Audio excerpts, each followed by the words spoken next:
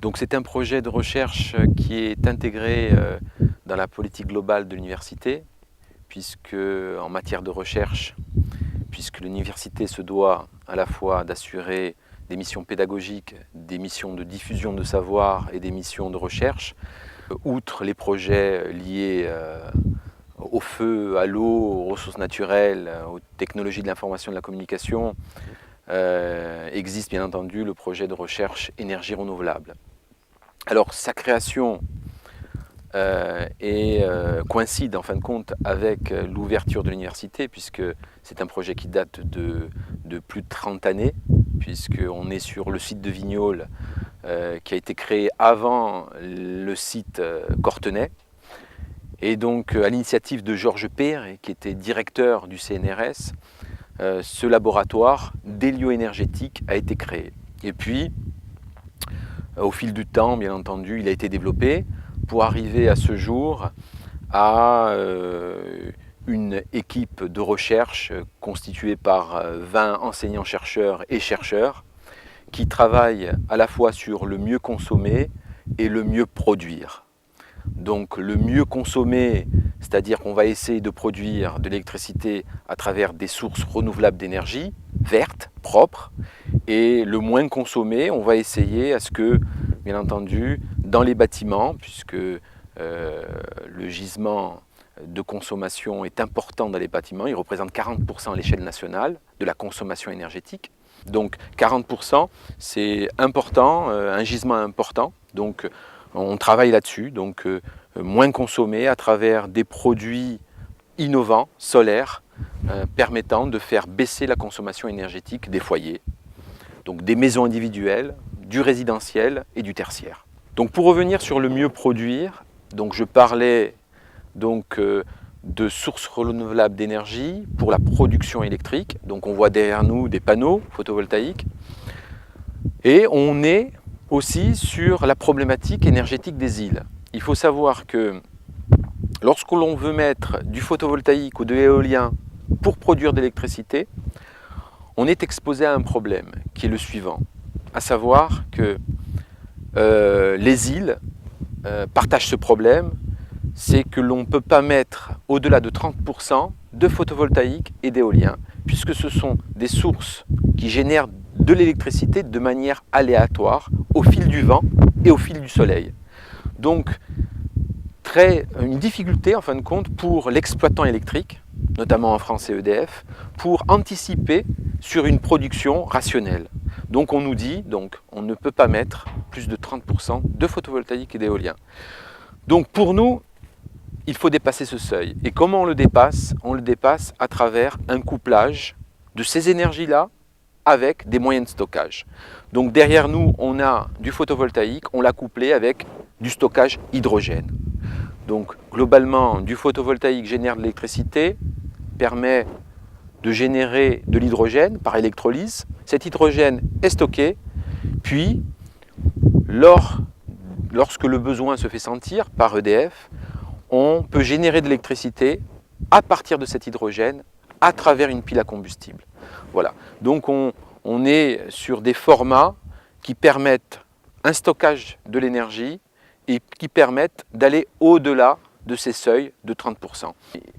Outre cette partie-là, ce projet que je vous ai présenté qui s'appelle MIRT, donc on a complété en fin de compte par un autre projet de dimension plus réduite qui s'appelle PaliaOrb et dont l'objectif est de mettre en regard différentes sources énergétiques solaires. Donc là vous voyez du photovoltaïque, mais on a d'autres systèmes solaires qui permettent de générer l'électricité et différents types de stockage. Je parlais de l'hydrogène, mais on aura donc des volants d'inertie, des stockages mécaniques, du stockage électrochimique, etc. Donc il s'agit pour nous de répondre à la question suivante, élémentaire, quel est le type de stockage le plus approprié aux sources renouvelables d'énergie, notamment au solaire. Voilà. Ça, c'est pour le mieux consommer. Pour le mieux produire, donc le mieux produire, on est sur de l'intégration bâtie. Donc on a fait le constat suivant, c'est que il est vrai qu'en fonction des pays, les politiques divergent, dû au choc pétrolier des années 70, aux deux chocs pétroliers. Donc les gouvernances en matière de politique énergétique ont été différentes en fonction des pays. Et la France a figé le paysage énergétique à travers l'énergie nucléaire. Et on s'aperçoit que l'émergence du solaire a des difficultés, notamment dans le bassin méditerranéen, l'Espagne ou l'Italie et la France.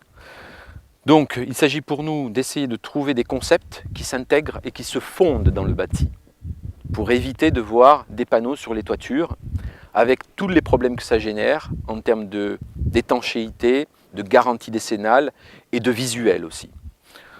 Donc le maître mot de notre recherche, c'était l'harmonie architecturale. C'est pourquoi, bien entendu, on a travaillé sur des produits à la fois pour chauffer l'habitat et pour chauffer l'eau chaude sanitaire, enfin l'eau sanitaire on va dire.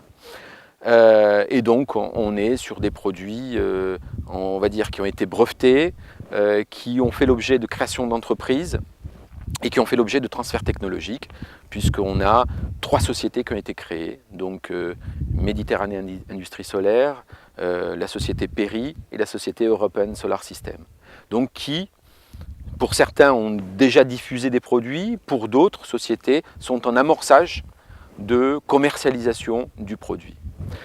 Voilà au niveau des 2 axes, donc sur le mieux produire et le moins consommer. Alors c'est vrai que la mission universitaire, je le disais, c'est une mission, bien entendu une mission de formation pour nos étudiants, une mission de recherche, une mission de diffusion des savoirs. Et j'oublie pas bien entendu la dernière mission du LLRU depuis 3 ans, qui est la mission d'insertion professionnelle. Et donc ces missions d'insertion professionnelle et de diffusion du savoir se rejoignent un petit peu dans la mesure où lorsque l'on s'investit dans la recherche, dans le transfert technologique, dans l'innovation, on essaie de créer de la valeur ajoutée. Donc pour nos étudiants, on essaye de créer des emplois, obligatoirement. Et c'est une forme de valorisation, mais les autres formes de valorisation sont les brevets, sont la production scientifique. Donc on est amené, chercheurs et enseignants-chercheurs, à essayer de trouver des résultats, trouver des solutions, donc de chercher mais de trouver. Et puis après, ces résultats-là sont formalisés en général et font l'objet de publications dans des journaux internationaux ou alors dans des ouvrages scientifiques. Donc, l'ensemble de nos chercheurs publient donc, dans différentes revues qui sont hiérarchisées, puisqu'on a des publications, des journaux en fin de compte et des ouvrages de rang A, de rang B, de rang C, de rang D. Donc on essaye bien entendu de publier en anglais dans des journaux de rang A, c'est ce que l'on fait généralement ici.